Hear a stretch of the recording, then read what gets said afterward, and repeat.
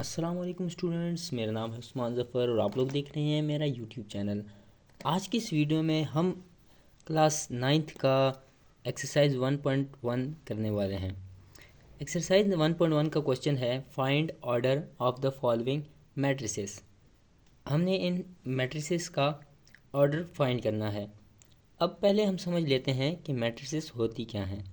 Matrices is arrangement of numbers into rose and columns. अब matrices जो होते हैं वो किसी भी नंबर्स या लेटर्स या कुछ भी हो उनको जो अरेंज करके लिख दें हम रोज़ या कॉलम्स में, वो क्या कहलाती हैं? मैट्रिसेस। जैसे कि हमारे पास है ए बी सी डी। अब हमारे पास ये कुछ A B C D letters हैं। अगर हम इनको एक एरे में लिखते हैं ए बी सी डी, तो ये क्या बन जाएगी? एक मैट्रिक्स बन जाएगी। या फिर हम इसको इस तरह लिखते हैं तो हमारे पास एक मैट्रिक्स बन जाएगी। तो ये होती हैं मैट्रिक्स। किसी भी अरेंजमेंट नंबर्स या लेटर्स को अगर हम अरेंज करके लिख दें एक हॉरिजेंटल वे में या वर्टिकल वे में, तो वो क्या बन जाएगी? हमारे पास मैट्रिसेस। अब हॉरिजेंटल्स या रोज़ या कॉलम्स क्या होते हैं? अब मैट्रिसेस में दो कॉन्सेप्ट होते हैं, एक होती है रोज़ और एक होती है कॉलम्स। जो हॉरिजेंटल यानी कि जो इस तरह लिखी हुई होती हैं वो क्या होती हैं? रोज़ होती हैं। जो ये यहाँ जो दाएं से बाएं की तरफ लिखी होती हैं वो क्या होती हैं? रोज़ होती हैं। और जो ऊपर से नीचे या नीचे से ऊपर लिखी होती हैं वो क्या होती हैं? कॉलम्स होते हैं। ठीक है बच्चों, हमने समझ लिया रोज़ क्या होते हैं और कॉलम्स क्या होते हैं। तो चलिए क्वेश्चंस की तरफ चलते हैं। फर्स्ट क्वेश्चन में हमारे पास है 2, 3, -5 और 6। अब जो मैट्रिसेस का एक और रूल है कि हमारे पास जितने रोज़ में नंबर्स हैं उतने ही कॉलम में होने चाहिए। और हमने इसमें ऑर्डर ऑफ मैट्रिक्स फाइंड करना है, तो हमने इसको एक ऑर्डर ऑफ मैट्रिक्स लिखने का तरीका ये होता है कि पहले रोज़ को लिखा जाता है कि कितनी रोज़ हैं इसमें, और फिर उसके बाद लिखा जाता है कॉलम्स को। अब जैसे कि इसमें 2 रोज़ हैं, एक 1 रो 2 रो, 2 रो हैं और 2 ही कॉलम हैं। तो हम इसको लिखेंगे किस तरह? 2 इंटू 2। या फिर अगर हम इसको और अच्छा करके लिखना चाहें तो हम लिख सकते हैं order of matrix as is 2 rows and 2 columns. इस तरह लिख सकते हैं order of matrix is 2 rows and 2 columns. अगले क्वेश्चन में देखते हैं हमारे पास कितनी रोज़ हैं? 2 रोज़ हैं और 2 ही कॉलम्स हैं। तो इसको किस तरह लिखेंगे? यहाँ पर इसको इस तरह लिखेंगे rows equal to 2 columns equal to 2। So फिर इसकी क्या बन जाएगी? 2 इंटू 2। ये हमारे पास क्या बन जाएगा? Order of matrix. Order of matrix.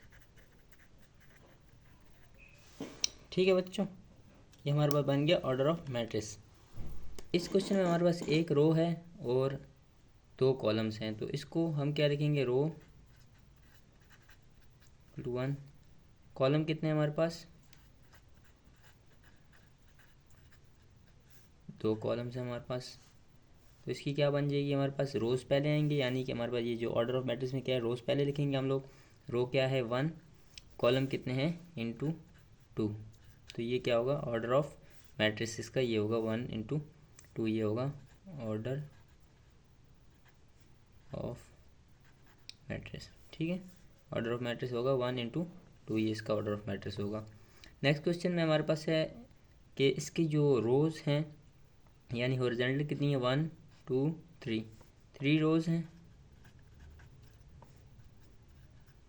और कॉलम्स कितने हैं? सिर्फ एक कॉलम है। तो इसके किस तरह लिखेंगे? रोज़ इंटू कॉलम। तो ये आ जाएगा 3 × 1। उसके बाद नेक्स्ट क्वेश्चन में हमारे पास कितनी रोज़ हैं, 1 रो, 2 रो, 3 रो।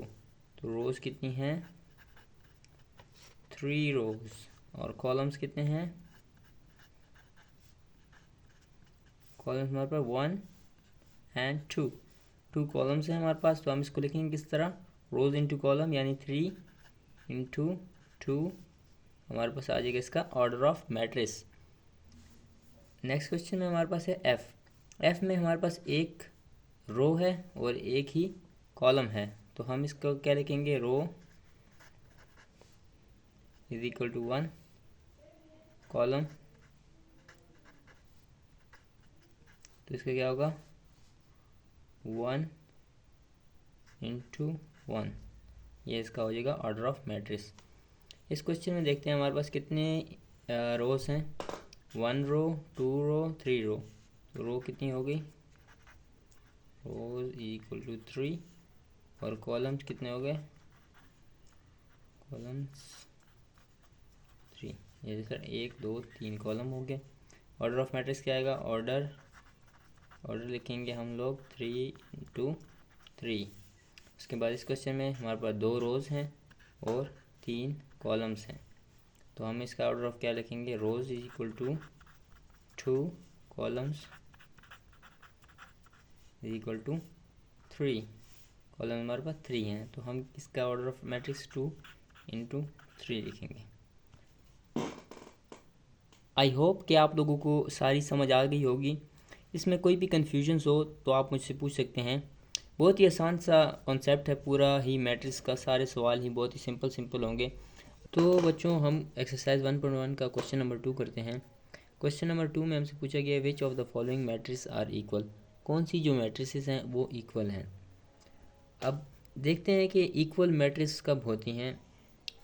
2 matrices are said to be equal if order of A is equal to order of B, यानी जितने नंबर ए में हैं उतने नंबर ही बी में होने चाहिए, तब वो क्या होंगी, इक्वल होंगी। जैसे कि हम देख लेते हैं कि हमारे पास ए है, ए में भी एक एंट्री है और बी में भी एक एंट्री है, बी है हमारे पास उसमें भी एक एंट्री है। तो ये क्या होंगी, तब हमारे पास इक्वल होंगी। इसमें भी एक है, इसमें भी एक है, तो ये क्या होंगी, इक्वल होंगे आपस में। तो इस तरह के एक का जो ऑर्डर है वो बी के ऑर्डर के इक्वल होना चाहिए। देयर एंट्रीज आर इक्वल, उसमें जितनी अब ए में जितनी एंट्री है जिसमें इस तरह एक है इसमें भी एक है, तो वो इक्वल होनी चाहिए। अब हमारे पास क्वेश्चन है ए इज इक्वल टू 3। अब इसमें कितनी है, एक ही एंट्री है, यानी कि इसमें कितने रोज़ हैं, रोज़ कितनी है और कॉलम्स कितनी हैं हमारे पास देख लेते हैं। इसमें जो है एक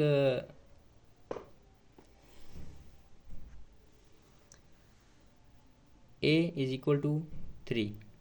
अब इसमें एक रो है और एक कॉलम है, तो हम इसका क्या लिखेंगे ऑर्डर, 1/1। उसके बाद हमारे पास क्वेश्चन बी पार्ट है। बी में हमारे पास इसके कितनी रोज़ हैं, 1 रो है और कॉलम्स कितने हैं, 2, 1/2। अब सी पार्ट, अब सी पार्ट जो है वो सॉल्व नहीं है, पहले इसको हम सॉल्व कर लेते हैं। 5 में से 2 निकालो, कितने होते हैं, 3। तो अब इसकी कितनी होंगी, 1 रो और 1 कॉलम, तो ये क्या होगा 1/1। अब पार्ट डी में क्या है कि एक रो है और 2 कॉलम्स हैं, एक रो है और 2 कॉलम्स हैं, ये कितनी होगी 1/1/2, इसकी ये ऑर्डर होगा।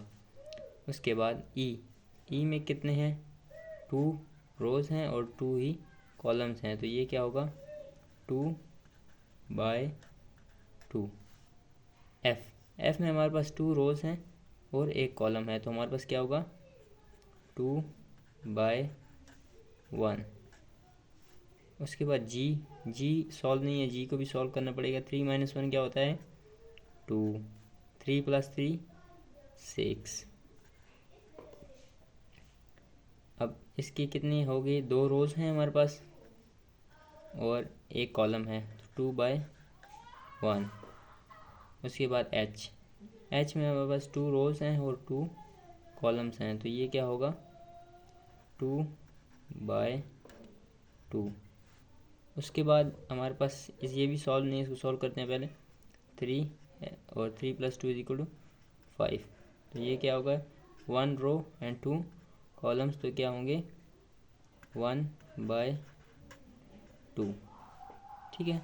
अब उसके बाद ये भी हमारे पास सॉल्व नहीं है, इसको पहले सॉल्व करते हैं। 2 + 2 = 4, 2 + 4 = 6, 2 - 2 = 0, 2 + 0 = 2। तो ये इसका अब क्या ऑर्डर रहेगा, 2 रोज़ हैं और 2 ही कॉलम्स हैं, तो 2/2। अब जो हमारे पास इसमें इम्पोर्टेंट चीज़ देखने वाली है वो है कि हमने इसकी जो कंडीशन है उसको पूरा करना है। पहले है कि जो 2 मैट्रिक्स हैं उनका ऑर्डर्स इक्वल होना चाहिए। अब ऑर्डर्स, ये सारे इनके ऑर्डर्स देखे हुए जितने भी हैं, ये सारे क्या हैं, ऑर्डर्स हैं, ये सारे क्वेश्चंस के ऑर्डर्स हैं। अब देखते हैं कि इनमें ऑर्डर्स जो हैं किस किस के इक्वल आ रहे हैं। पहले तो है क्वेश्चन ए को देख लेते हैं। ए का ऑर्डर क्या है 1/1।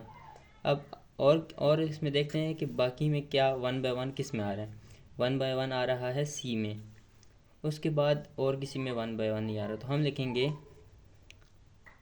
ए = सी। उसके बाद बी पार्ट में देखते हैं 1/2। अब ये इसका ऑर्डर है, बाकी 1/2 देखते हैं किस में। 1/2 है डी में, डी में भी 1/2 है, और क्या है, आई में भी 1/2 है, और किसी में नहीं है। तो हम 2 हमारे पास क्या होगा कि मैट्रिक्स,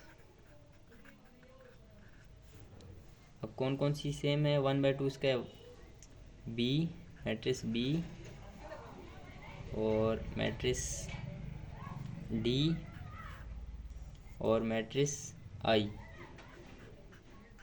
ये क्या है, इक्वल हैं। तो इसको हम किस तरह लिखेंगे, बी = डी = आई। ये क्या है, सारी इक्वल हैं एक दूसरे के।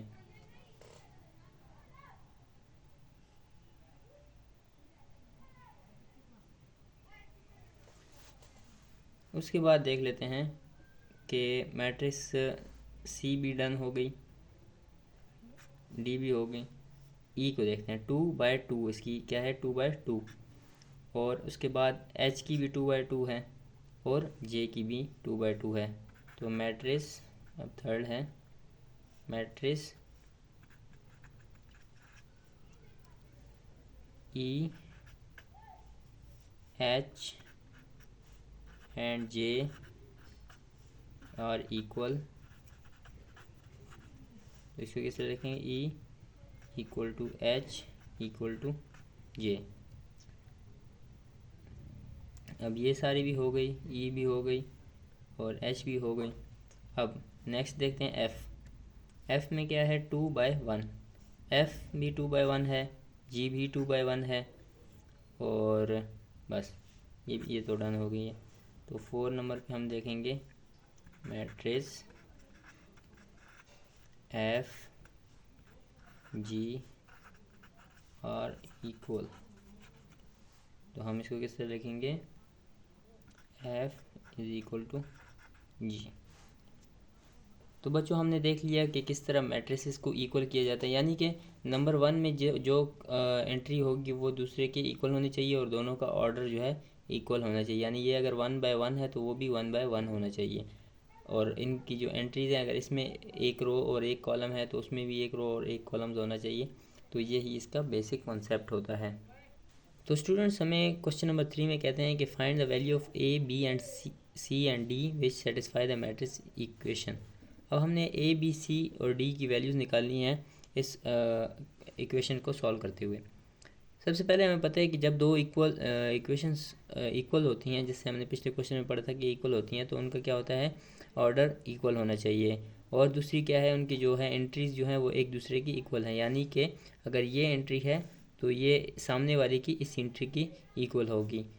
ये वाली जो एंट्री है ये इसके इक्वल होगी, ये एंट्री इसके इक्वल होगी और ये वाली एंट्री इसकी इक्वल होगी। तो हम इन एंट्रीज़ को लिख लेते हैं, जैसे a प्लस सी ये किसके इक्वल होंगी, 0 के। तो इसको हम इक्वेशन 1 का नाम दे देंगे। उसके बाद a प्लस 2b ये किसके इक्वल होगी, -7 के। इसको लिख देते हैं a plus 2b is equal to -7, ये हमारे पास इक्वेशन 2 आ जाएगी। उसके बाद हमारे पास है c -1, c -1 किसकी इक्वल होगा, c -1 इक्वल हो जाएगा हमारे पास 3 के। ये इक्वेशन क्या हो जाएगी, 3 हो जाएगी। उसके बाद हमारे पास है ये वाला 4d - 6, 4d - 6 ये किसकी इक्वल होगा, 2d के। ये क्या होगी, इक्वेशन 4 हो जाएगी। अब इसको सॉल्व करते हैं और देखते हैं कि ये किस तरह इसका आंसर आएगा। तो हमारे पास इक्वेशंस आ गई हैं, इक्वेशन 1, 2, 3 और 4। तो इन सब को सॉल्व करते हैं। अब सॉल्व किस तरह करेंगे, जिस तरह ये इक्वेशन हमारे पास आ गई है। अब c - 1 is equal to 3।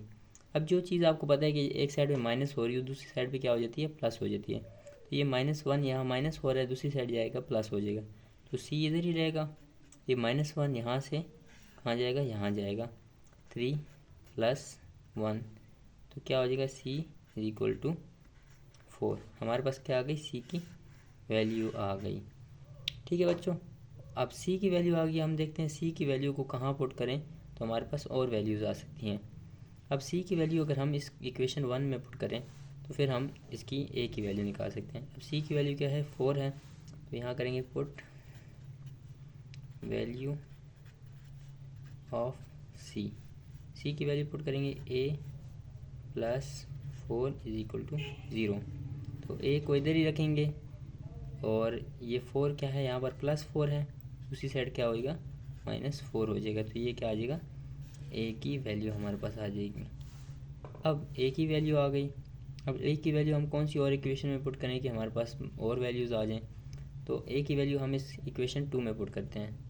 Put value of a की वैल्यू पुट करेंगे। a की क्या है, -4 वैल्यू है, प्लस 2b ऐसे ही रहेगा और -7। अब ये -4 दूसरी साइड प्लस हो जाएगा तो 2b इज इक्वल टू -7 + 4। ये क्या हो जाएगा, -7 और +4 क्या होगा, -3। अब ये 2b इधर मल्टीप्लाई हो रहा है, उधर जाके क्या होगा, डिवाइड। तो b इधर ही रहेगा और क्या हमारे पास हो जाएगा, -3/2। तो ये हमारे पास b का क्या आंसर आ जाएगा, इज इक्वल टू -3/2। ये b की भी वैल्यू आ गई। अब उसके बाद हमारे पास है इसका, इसमें देखेंगे 4d - 6 इक्वल टू 2d। अब इसमें क्या करेंगे कि 2d को उधर ले आएंगे क्योंकि d और d इनको सेम करेंगे, क्योंकि सेम एक दूसरे में ऐड या प्लस सब्ट्रैक्ट हो जाएंगे और जो कांस्टेंट है वो दूसरी साइड चल जाएगा। जैसे 4d इधर ही रहेगा। अब ये -6 था, दूसरी साइड जाएगा तो +6 हो जाएगा और ये 2d था, ये उधर आएगा तो -2d हो जाएगा। अब 4d - 2d is equal to 2d। 4 में से 2 निकालेंगे तो 2 रह जाएंगे और 6।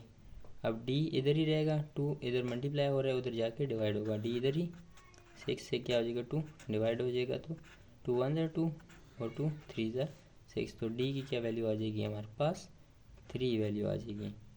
तो हमारे पास आ गई हैं a, b, c और d की वैल्यूज़ आ गई हैं। तो ये एक्सरसाइज ख़त्म हो गई है। और अगर आपको और कोई भी क्वेश्चन समझना हो, हमारी पूरी प्लेलिस्ट मौजूद है और आप वहाँ से देख सकते हैं। थैंक यू, अल्लाह हाफिज़।